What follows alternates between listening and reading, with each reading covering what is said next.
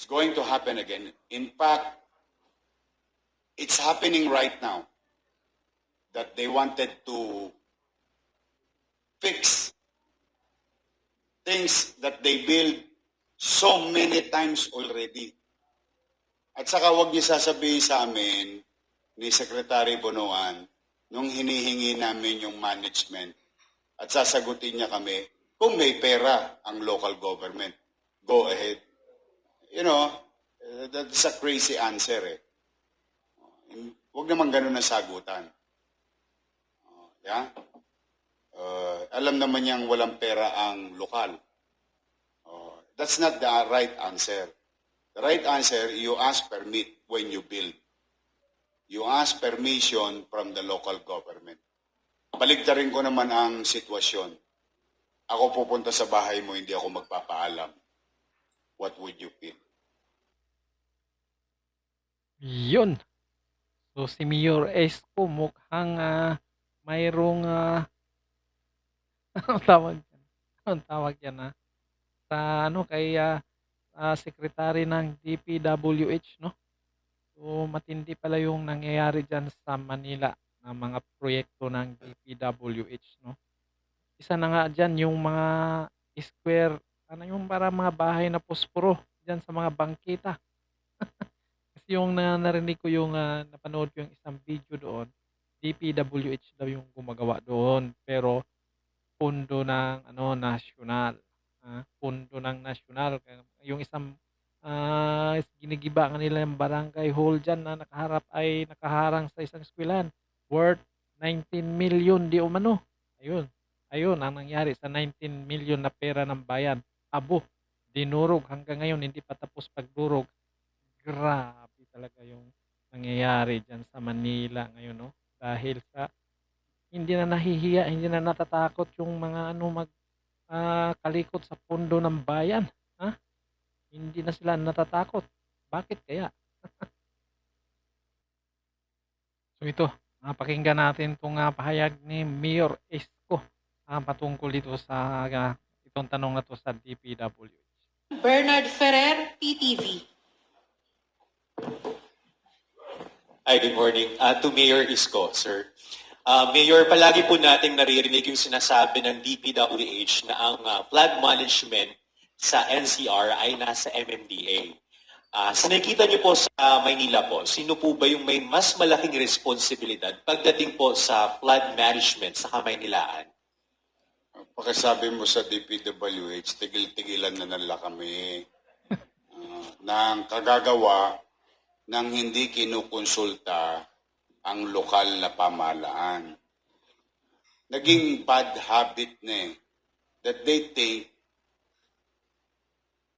their national government, they can do whatever they want to do in the local government without even, to the point, telling, asking permission, explaining the purpose of the project.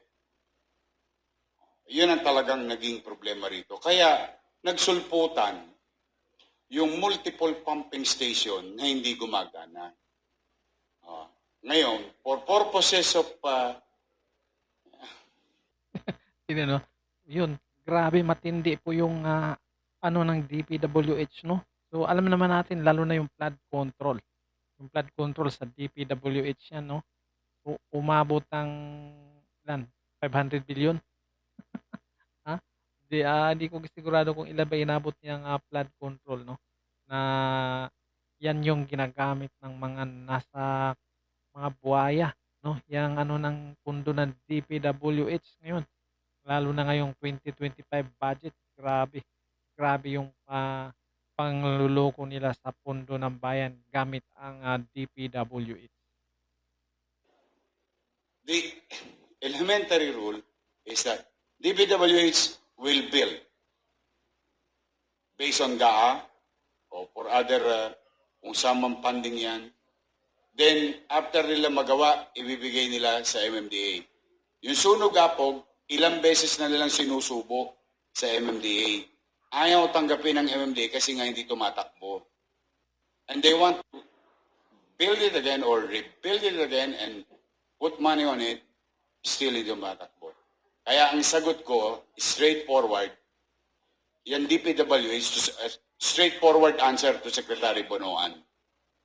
Tumigil na po kayo ng kapagpapagawa nang hindi kayo nagkukonsulta sa lokal na pamahalaan, lalo na sa ilog. May local water code. May jurisdiction din kami sa tubig. While Ano yung sinasabi nilang mayroong ilog na ginawa ng kalsada? Mayroon palang ilog na ginawa ng kalsada diyan sa sa Manila. Dito sa bahaging Bulacan, Pampanga, yung ilog nga ginawang kalsada. Hindi mo na malalaman pag umuulan kung kalsada ba 'to o ilog, eh. Di mo malaman kung ilog o kalsada yung dinadaanan, dahil puro ng tubig, eh. we recognize MMDA under existing law that the management and supervision of our creeks is under them. But when they start building facilities, vertical development, we must be informed as local government. Not only Manila, even in other local chief executive or LGU. Kasi hindi po titigil yung ganyang problema. And I think it's gonna happen again. It's going to happen again. In fact, it's happening right now that they wanted to fix things that they built so many times already. Pumping station yan. At saka huwag niyo sasabihin sa amin ni Secretary Bonoan nung hinihingi namin yung management at sasagutin niya kami kung may pera ang local government. Go ahead. Nako. You know, that's a crazy answer eh. Huwag naman ganun ang sagutan. Yeah? Alam naman niyang walang pera ang lokal. That's not the right answer. The right answer, you ask permit when you build. You ask permission from the local government. Baligtarin ko naman ang sitwasyon. Kang hindi maganda ang dating kay Mayor doon sa sagot ni ang sekretary ng DPWH. At ito naman si Bunuan, di ba? Na ano na nga ngayon, tagaan na ito, itong DPWH at saka itong na tuklap naman na galaw na naman at na alungkat na naman itong flood control. Na flood control na to na nahalukat na naman ngayon at sinabi nga dito ni Bunuan na willing siyang anong tawag doon? Mag-leave. Oh. Willing mag-leave kung kailangan daw. Di ba? Dapat mag-leave ka na dahil under sa pamumuno mo yung napakalaking kalukuhan diyang DPWH, yung flood control na yan na sinasabi nga ng presidente ninyo na guni-guni. Guni-guni, yung sinabi niyang guni-guni lang yung flood control. Pagkatapos niya pinagmamalaki ngayon, tapos niya guni-guni. Ako pupunta sa bahay mo, hindi ako magpapaalam. What would you feel? O yun ang amin. Kaya kami naman, we always coordinate. In fact, we coordinate with DPWH. Thanks to them, they help us in many ways. We coordinate with MMD. Thanks to them, we got assistance. But doing it on their own, talaga, hindi naman kami papayag na maghahasa ng maghahasa ang Maynila. At the end of the day, bakit po, idadagdag ko na, baka lang hindi nyo pa natatanong, yung masamang epekto ng baha. Did you know that today, this morning, overloaded ang aking emergency room? Nako. Because after the rain, ito na yung epekto ng leptospirosis. Nako, yun ang masaklap dyan. Yung leptospirosis.